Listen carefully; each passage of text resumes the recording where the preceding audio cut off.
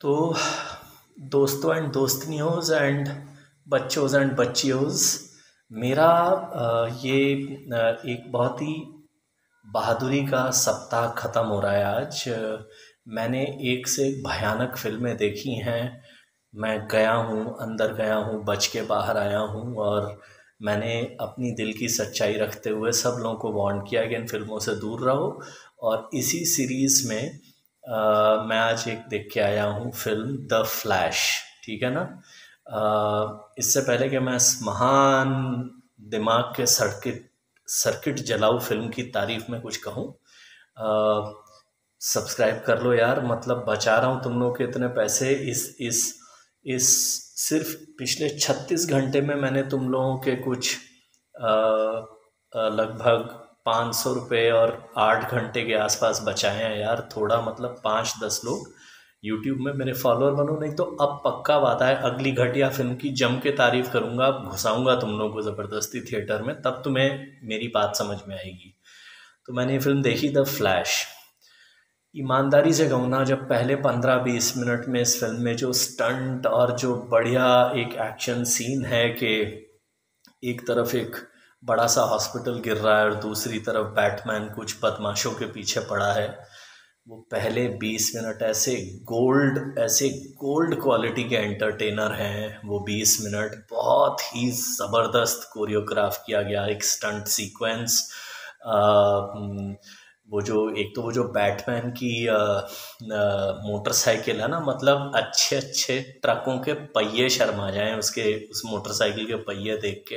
वो मोटे पहिए वाली वो जो भगाता है ना स्किड करा करा के, मतलब हमारी तो ज़िंदगी गुजर गई भाई एक्टिवा चलाते चलाते। लेकिन कभी ऐसी मिल जाए मोटरसाइकिल, मज़ा आया, रौंदे उसको अच्छी तरह से। But coming back to the point, वो जो चलाया है वो स्टंट, मेरी मतलब आंखें खुल गई, क्योंकि मैंने देखी वो 1920 हॉरर, वो टॉमी वेड शेरू, मुझे लगा चलो अब मैं कुछ अच्छा देखने आया हूँ।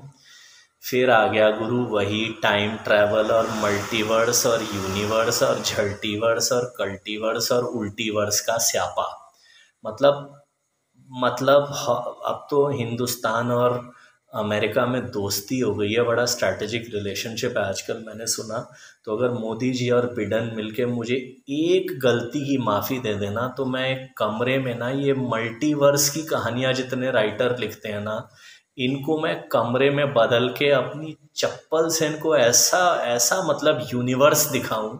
मतलब time travel, future travel, past travel यहाँ पे, मतलब और उसको साइंस भी दिखा रहे हैं साले जैसा। मतलब ऐसा उल्लूपंती के एक्स बना दिया उसने कि ये इंटरसेक्शन है, अगर यहाँ पे तुमने टाइम चेंज किया तो फ्यूचर भी चेंज होगा, पास्ट भी चेंज होगा, इधर का फ्यूचर भी चेंज होगा, उधर का पास्ट भी चेंज होगा।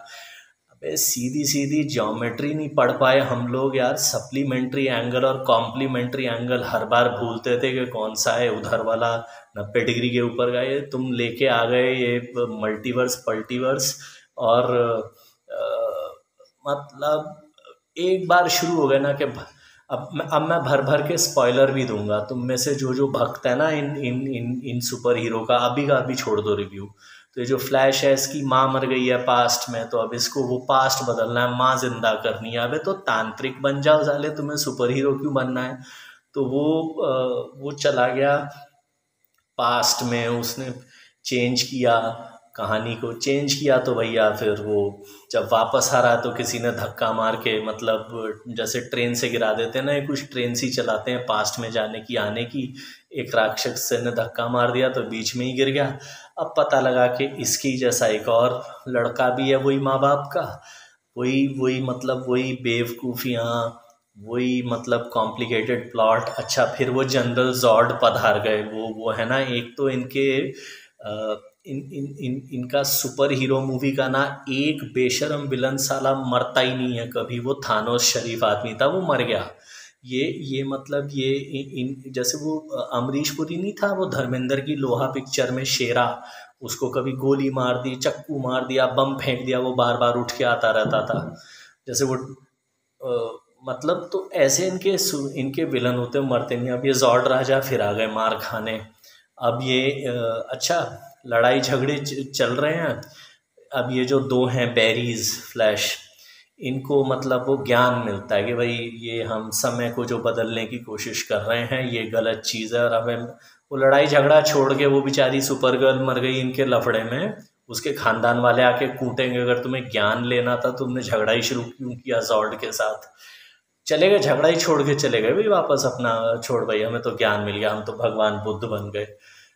मतलब कुछ तो उल जलूल पिक्चर है यार, मतलब वो जॉर्ड आ गया वापस, सुपरमैन गायब हो गया है, क्यों गायब हो गया है वो हमें नहीं बताया गया, यू नो। सो ये सारी चीज़ें जो है ना, आप अगर ये जो और एक तो इनका ऑब्सेशन क्या है इस मल्टीवर्स के कॉन्सेप्ट के साथ, वो मुझे समझ में नहीं आया। साला कंफ्यूजिंग, बोरिंग, बकवास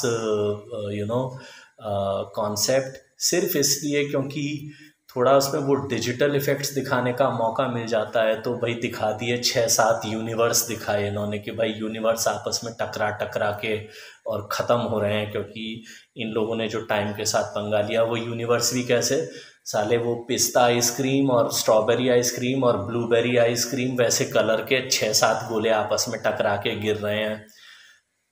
मतलब पहले 20 मिनट की यादों से को सोच सोच के मुझे और इतना दुख हुआ। तो यही है कि बाकी ऐसा है कि आजकल ये नए ज़माने में ना, मतलब ये नहीं, मल्टीवर्स बहुत ही साइंटिफिक कॉन्सेप्ट है। मतलब कोई साला एक एक दिन ना पलटा पाए कैलेंडर का ठीक से, सब मल्टीवर्स के भक्त बने हुए हैं। बट चलो जो भी है, आप में से जितने भी कॉमन सेंस वाले लोग हैं ना, जिन्हें वो सीधी सादी फिल्में पसंद आती हैं ना, जैसे कुली नंबर 1 है ना, जैसे शोले है ना, जैसे या फिर चलो दिल वाले दुल्हनिया ले जाएंगे, मतलब सीधी सीधी कहानियाँ ना कि भाई एक लैला एक मजनू और हैप्पी एंडिंग, या मतलब भाई एक ठाकुर एक गब्बर, गब्बर को खूब अच्छी तरह से तोड़ा, कहानी ख़त्म।